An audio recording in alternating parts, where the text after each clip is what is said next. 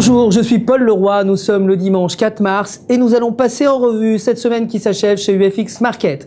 L'euro a chuté face au dollar américain, la BCE n'ayant pas réussi à convaincre les investisseurs que la crise de la région reculait.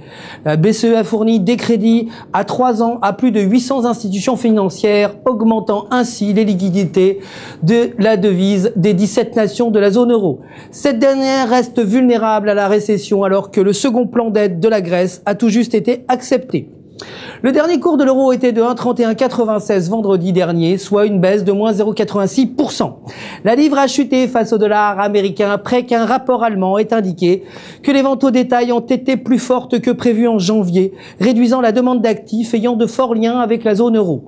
Le dernier cours de la livre était de 1,5829, soit une baisse de moins 0,78%. Le dollar américain est grimpé à son plus haut niveau depuis 9 mois face au yen après que Ben Bernanke, président de la Réserve fédérale américaine, a émis des doutes sur un troisième programme d'achat d'actifs et que la déflation continue de frapper le Japon. Monsieur Bernanke a annoncé que le niveau élevé de chômage et l'inflation contenue indiquaient que les taux d'intérêt resteraient faibles. Le cours du yen, vendredi dernier, était de 81,68, soit une hausse de 0,72%.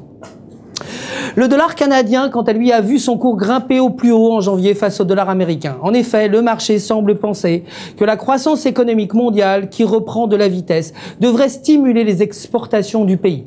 Les demandes d'assurance chômage et la confiance des consommateurs ont augmenté aux États-Unis, le premier partenaire économique du Canada. Le 8 mars, les membres de la Banque centrale du Canada se réuniront pour décider des taux d'intérêt. Le dernier cours du dollar canadien était de 0,9881, soit une augmentation de 0,29%.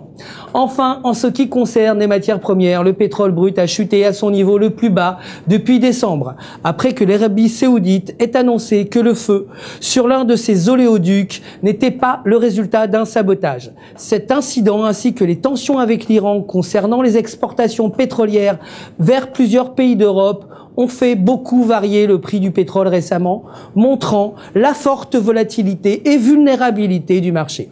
Le dernier cours du pétrole brut était de 106,70 $ le baril, soit une baisse de moins 1,97%. L'or a atteint son cours le plus élevé vendredi après l'avoir vu baisser toute la semaine suite aux annonces de monsieur Ben Bernanke, réduisant l'espoir d'apaisement supplémentaire. Le dernier cours de l'or était de 1711,78 $ l'once, soit une baisse de moins 0,35%.